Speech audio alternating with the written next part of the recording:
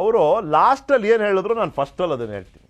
ಅನಂತ್ ಕುಮಾರ್ ಅವರ ಉಲ್ಲೇಖ ಅದು ಅನಂತ್ ಕುಮಾರ್ ಅವರು ಉಲ್ಲೇಖ ಮಾಡಿದ ತಕ್ಷಣ ನಮಗೆ 2008 ಅದಕ್ಕೂ ಮುಂಚಿನ ಒಂದು BJP ಅಲ್ಲಿದ್ದಂಥ ಸ್ಪಷ್ಟವಾಗಿ ಇದ್ದಂಥ ಎರಡು ಬಣಗಳು ಅವತ್ತಿನ ದಿನ BL ಸಂತೋಷ್ ಅವರ ಪ್ರಭಾವ ಈ ಪ್ರಮಾಣದಲ್ಲಿ ಇರಲಿಲ್ಲ.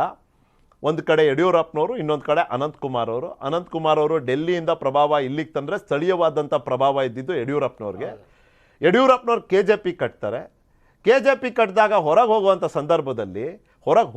ಸಂದರ್ಭದಲ್ಲಿ ಏನೇನು ಆಯಿತು ಅಂತ ನೀವು ಒಮ್ಮೆ ಈಗ ನೋಡಿ, KJP ಕಟ್ಟಂತ ಸಂದರ್ಭದಲ್ಲಿ ಒಂದು ದೊಡ್ಡ ಲಿಸ್ಟರ್ ಮಾಡಿಟ್ಕೊಂಡಿದ್ರು, ಯಾರ್ಯಾರನ್ನ ಕರ್ಕೊಂಡ್ಬರ್ಬೇಕು ಲಿಂಗಾಯತ ಏನು ಸಮುದಾಯದಲ್ಲಿ ತಮ್ಮ ಬೆಂಬಲಿಗರನ್ನ ಅಂತ. ಅದು ಅಷ್ಟು ಪ್ರಮಾಣದಲ್ಲಿ ಗುರಿಯನ್ನು ತಲುಪಲಿಲ್ಲ. ಆ ಗುರಿ ತಲುಪದೇ ಇರೋದಕ್ಕೆ ಕಾರಣ ಸೋಮಣ್ಣವರು ಅನ್ನೋ ಒಂದು ಸಿಟ್ಟಿದೆ. ಯಾಕಂದರೆ ಇದೇ ಸೋಮಣ್ಣನವರಿಗೆ ಅನಂತ್ ಕುಮಾರ್ ಅವರು ಅಂತ ಯಡಿಯೂರಪ್ಪನವರ ಆ ಪ್ರಯತ್ನವನ್ನು ಸಕ್ಸಸ್ ಆಗಲಿಕ್ಕೆ ಬಿಟ್ಕೊಡ್ಬೇಡಿ, ನಿಮ್ಮ ಪ್ರಭಾವ ಮತ್ತು ನಿಮ್ಮ ಲೆಕ್ಕಾಚಾರಗಳನ್ನು ಬಳಸಿ ಆದಷ್ಟು ನಾಯಕರುಗಳನ್ನು ಉಳಿಸಿ ಅನ್ನುವಂಥ ಒಂದು ಅಸೈನ್ಮೆಂಟನ್ನು ಕೊಟ್ಟಿರ್ತಾರೆ. ಆ ಅಸೈನ್ಮೆಂಟಲ್ಲಿ ಭಾಗಶಃ ಇವರು ಸಕ್ಸಸ್ ಕೂಡ ಆಗಿರ್ತಾರೆ. ಅದರ ಹಿನ್ನೆಲೆಯಲ್ಲಿ ಯಡಿಯೂರಪ್ಪನವರಿಗೆ ಅಂದುಕೊಟ್ಟ ಮಟ್ಟಿಗೆ ಅಷ್ಟೆಲ್ಲ ಹೊಡೆತ ಕೊಟ್ಟರೂ ಕೂಡ ಸಂಘಟನೆಯ ವಿಚಾರದಲ್ಲಿ ಮತ್ತು ತುಂಬ ಸೆಳೆಯುವಂಥ ವಿಚಾರದಲ್ಲಿ ಸಕ್ಸಸ್ ಆಗಲಿಲ್ಲ ಅನ್ನುವಂಥದ್ದು ಒಂದು ಹಿಸ್ಟ್ರಿ ಇದೆ. ಆ ಒಂದು ಕೋಪ ಮತ್ತು ಇವತ್ತಿನ ವಾಸ್ತವವನ್ನು ನೋಡೋದಾದ್ರೆ ಇದರಲ್ಲಿ ಯಾಕೋ ನನಗೆ ಇವರು ಮಾತನಾಡದ ಯತ್ನಾಳ್ ಥರ ಕಾಣಿಸ್ತಾ ಇದ್ದಾರೆ. ಯತ್ನಾಳ್ ಅವರು ಮಾತನಾಡ್ತಾ ಇದ್ರು, ಆದರೆ ಅವರು ಮಾತನಾಡದ ಯತ್ನಾಳ್ ಅಂತ ಕಾಣಿಸ್ತಾ ಇದ್ದಾರೆ. ಯಾಕಂತಂದರೆ ಇದರಲ್ಲಿ ಎಲ್ಲೋ ಒಂದು ಕಡೆ ಏನು ಹೈಕಮಾಂಡಿಂದ ಒಂದು ಮೈಂಡ್ ಗೇಮ್ ಕಾಣಿಸ್ತಾ ಇದೆ. ಇವ್ರಿಗೆ ವಾಸ್ತವದಲ್ಲಿ ಕಾಂಗ್ರೆಸ್ಸಲ್ಲಿ ಕೆಂಪು ಹಾಸಿನ ಸ್ವಾಗತ ಇಲ್ಲ ಅನ್ನುವಂಥದ್ದು ಈಗಾಗಲೇ ಗೊತ್ತಾಗಿದೆ. ಅಲ್ಲಿನ ನಾಯಕರುಗಳು, ಅದರಲ್ಲೂ ಪ್ರಮುಖವಾಗಿ ಲಿಂಗಾಯತ ನಾಯಕರುಗಳು ಬೇಡ ಅನ್ನುವಂಥ ಒಂದು ಸ್ಪಷ್ಟ ಸಂದೇಶವನ್ನು ಕೊಟ್ಟಿದ್ದಾರೆ. ಅದರಲ್ಲೂ ಕೂಡ ಪ್ರಮುಖವಾಗಿ ಸಿದ್ದರಾಮಯ್ಯ ಬೆಂಬಲಿಗರು ಹೊರತಾಗಿ ಖಂಡ್ರೆ ಅವರು ಕೂಡ. ಸೊ ಈ ಹಿನ್ನೆಲೆಯಲ್ಲಿ ಅಲ್ಲಿ ಹೋಗ್ಲಿಕ್ಕೆ ಸಂಪೂರ್ಣವಾಗಿ ಸಹಮತ ಇಲ್ಲ, ಆದರೆ ಇಲ್ಲಿ ಉಳಿಲಿಕ್ಕೆ ಒಂದಷ್ಟು ಭಿನ್ನಮತಗಳಿದಾವೆ. ಸೊ ಈ ಹಿನ್ನೆಲೆಯಲ್ಲಿ ಏನು ಮಾಡಬೇಕು, ಒಂದಷ್ಟು ಬೆಂಬಲಿಗರ ಸಭೆಯನ್ನು ಮಾಡಿಕೊಂಡ್ರು, ಉಳಿಯುವಂಥ ಪ್ರಯತ್ನಗಳನ್ನು ಮಾಡಿದ್ರು. ಇನ್ನು ಧಾರವಾಡದಲ್ಲಿ ಸ್ಟೇಜ್ ಶೇರ್ ಆಯಿತು ಪ್ರಧಾನಿ ಅವ್ರ ಜೊತೆ. ಅದೇ ಸಂದರ್ಭದಲ್ಲಿ ಹೋಟೆಲಲ್ಲಿ ಮುಖ್ಯಮಂತ್ರಿ ಅವರು ಮತ್ತು ಪ್ರಹ್ಲಾದ್ ಜೋಶಿ ಅವರ ಜೊತೆ ಶೆಟ್ಟರ್ನು ಸೇರಿದಂತೆ ಒಂದು ತಕ್ಕ ಮಟ್ಟಿಗೆ ಒಂದು ಸಣ್ಣ ಪ್ರಮಾಣದ ಸಂಧಾನ ಸಭೆಯೂ ಆಯಿತು. ಇಲ್ಲಿ ಇವರು ಅಳಲನ್ನು ಹೇಳ್ಕೊಂಡ್ರು. ಯಾಕಂದರೆ ಇದುವರೆಗೂ ಕೂಡ ಅನಂತಕುಮಾರ್ ಅವರ ನಂತರ ಇವರ ಒಂದು ಏನು ಬೇಗುದಿಗಳನ್ನು, ಭಾವನೆಗಳನ್ನು ವ್ಯಕ್ತಪಡಿಸ್ಕೊಳ್ಳಿಕ್ಕೆ ಒಂದು ಸೂಕ್ತವಾದ ವೇದಿಕೆ ಇಲ್ಲ ಅನ್ನುವಂಥದ್ದು ಒಂದು ಕೊರಗಿತ್ತು. ಆದರೂ ಎಲ್ಲೋ ಒಂದು ಕಡೆ ಯಡಿಯೂರಪ್ಪನವರ ಪ್ರಾಬಲ್ಯ ಕಡಿಮೆ ಆದಮೇಲೆ ಒಂದು ಹಂತದಲ್ಲಿ ಅಟ್ಲೀಸ್ಟ್ ನಮ್ಮ ಸ್ಟೇಚರ್ನ ಉಳಿಸ್ಕೊಬೋದು ಅನ್ನೋ ಯೋಚನೆ ಮಾಡಿದರು. ಆದರೆ ಮತ್ತೆ ಹಳೆ ಗಂಡನ ಪಾದವೆಗತಿ ಅಂತ BJPಗೆ ಮತ್ತೆ BSY ಅವರೇ ಅನಿವಾರ್ಯ ಆಗಿದ್ದಾರೆ. ಅವರ ಎಲ್ಲ ನಿರ್ಣಯಗಳ ಹೊರತಾಗಿ ಇವರ ಶ್ರೀರಕ್ಷಣೆಯನ್ನು ಮಾಡಲಿಕ್ಕೆ ಸಾಧ್ಯ ಆಗ್ತಾ ಇಲ್ಲ.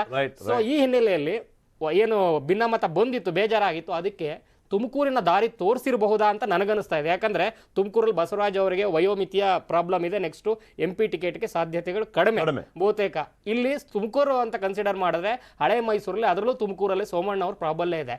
ಮಗನಿಗೇನಾದರೂ ಭವಿಷ್ಯದಲ್ಲಿ ತುಮಕೂರಿನ ದಾರಿಯನ್ನು ತೋರಿಸಿ ಸದ್ಯ ನೀವು ಗೋವಿಂದರಾಜನಗರದಲ್ಲಿ ಸುಖವಾಗಿರಿ ಅಂತ ಹೇಳಿದ್ರೆ ಬಹುಶಃ ಆ ಮಟ್ಟಿಗೆ ಸದ್ಯಕ್ಕೆ ಈ ಒಂದು ಸಮಾಧಾನದ ಹಿಂದೆ ಅಂತದ್ದು ಸೂತ್ರ ಇರಬಹುದಾ? ಅಲ್ಲ, ಎಲ್ಲ ನಡುವೆ ನಾವು ನೆನಪಿಸ್ಕೋಬೇಕಾಗಿರೋ ಆ ಒಂದು ಘಟನೆ ಅಂದ್ರೆ ಅಮಿತ್ ಶಾ ಅವರು ಸೋಮಣ್ಣ ಅವ್ರ ಮನೆಗೆ ಹೋಗಿದ್ದು. ಎಂತ ಸಂದೇಶ ಕೊಟ್ರವತ್ತು, ಎಂತ ಸಂದೇಶ. ಅದು ಏನೇ ಕಾರಣ ಇರ್ಬೋದು, ಎಲ್ಲೋ ಒಂದು ಖಾಸಗಿ ಜಾಗ ಸಿಗಬೇಕು ಅಂತಿದ್ರೆ 10 ಜಾಗ ಇರ್ತಾ ಇತ್ತು. ನಾವು ಮಾತಾಡ್ತಿರೋದು ಕೇಂದ್ರ ಗೃಹ ಸಚಿವರ ಬಗ್ಗೆ, ಅವ್ರಿಗೆ ಸಿಗದೆ ಇರುವಂಥ ಜಾಗನ. ಬಟ್ ಅವ್ರು ಆಯ್ಕೆ ಮಾಡ್ಕೊಂಡಿದ್ದು ಸೋಮಣ್ಣನ ಮನೆ. BL ಸಂತೋಷ್ ಅವರು ಅಲ್ಲಿಗೆ ಬರ್ತಾರೆ.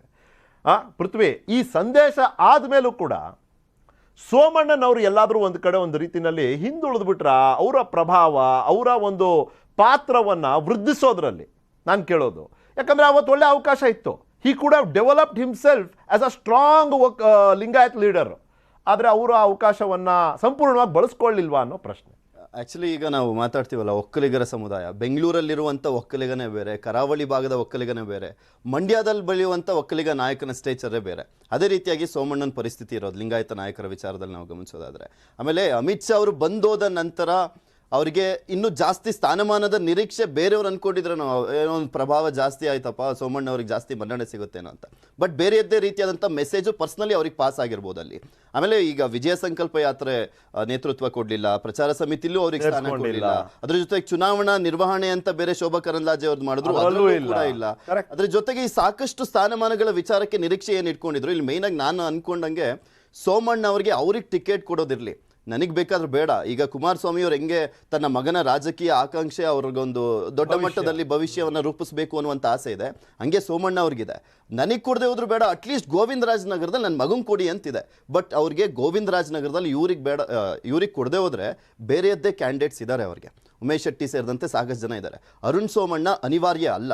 ಸೋಮಣ್ಣ ಇಲ್ಲ ಅಂದ್ರೂ ಆ ಒಂದು ಕ್ಷೇತ್ರಕ್ಕೆ ಅವ್ರ ಮಗನ್ ಕೊಡೋಣ, ಅಲ್ಲಿ ಬೇಕಿದ್ರೆ ಗೆಲ್ಲುವಂತ ಚಾನ್ಸಸ್ ಇರುತ್ತೆ ಅನ್ನುವಂಥ ಅನಿವಾರ್ಯತೆ ಅಂತೂ ಇಲ್ಲ ಬಿಜೆಪಿಗೆ. ಬೆಂಗಳೂರಿನಲ್ಲಿ ಸ್ಪೆಷಲಿ ಗಮನಿಸೋದಾದ್ರೆ ಇಲ್ಲಿ ತುಂಬಾ ಬಲಿಷ್ಠವಾಗಿದೆ ಬಿಜೆಪಿ. ಈಗ ಶಿಕಾರಿಪುರದಲ್ಲಿ ನಾವು ನೋಡೋದಾದ್ರೆ ಯಡಿಯೂರಪ್ಪನ್ ಬಿಟ್ಟು ಬೇರೆ ಅವ್ರು ಇನ್ಯಾರಿಗಾದ್ರೂ ಕೊಟ್ಟು ಒಂದು ಟೆಸ್ಟ್ ಮಾಡೋಣ ಅನ್ನುವಂಥ ಪರಿಸ್ಥಿತಿ ಇಲ್ಲ. ಅಲ್ಲಿ ಗೊತ್ತಿದೆ ಒಂದ್ ಸ್ವಲ್ಪ ಮಿಸ್ ಕಾಡಿದ್ರು ಕೂಡ ಬಿಜೆಪಿಯಲ್ಲಿ ಸೋಲುವಂತ ಚಾನ್ಸಸ್ ಇದೆ. ಆದ್ರೆ ಚೆಕ್ ಅಂಡ್ ಬ್ಯಾಲೆನ್ಸ್ಗೋಸ್ಕರ ಸೋಮಣ್ಣ ಬೇಕು, ಮಗ ಬೇಕೋ ಬೇಡವೋ ಗೊತ್ತಿಲ್ಲ. ಭವಿಷ್ಯದಲ್ಲಿ ಈಗೇನು ವಿಜೇಂದ್ರ ಅವರಿಗೆ ಮತ್ತೆ ಸಿಕ್ಕಿರುವಂತ ಮಾನ್ಯತೆ, ಯಡಿಯೂರಪ್ಪನವ್ರಿಗೆ ಮತ್ತೆ ಸಿಕ್ಕಿರುವಂತ ಮಾನ್ಯತೆಯನ್ನ ಮುಂದಿನ ದಿನಗಳಲ್ಲಿ ಮತ್ತೆ ಹೈಕಮಾಂಡ್ ಒಂದು ಚೆಕ್ ಅಂಡ್ ಬ್ಯಾಲೆನ್ಸ್ ಮಾಡಬೇಕು ಅಂದ್ರೆ ಹಳೆ ಮೈಸೂರಲ್ಲಿ ಸೋಮಣ್ಣ ಅವರ ಅವಶ್ಯಕತೆ ಖಂಡಿತ ಬಿಜೆಪಿಗಿದೆ. ಅದನ್ನ ಅವರು ಅದನ್ನ ಹೇಗ್ ಅನ್ಕೋತಾರೆ, ಹೇಗ್ ಮಾಡ್ತಾರೆ ಮುಂದಿನ ದಿನಗಳಲ್ಲಿ, ಸೋಮಣ್ಣ ಅವರ ನಡೆ ನಿರ್ಧಾರ, ಬಿಜೆಪಿಯ ನಡೆ ನಿರ್ಧಾರ ಹೇಗಾಗುತ್ತೆ ನಾವು ಕಾದ್ ನೋಡೋಣ.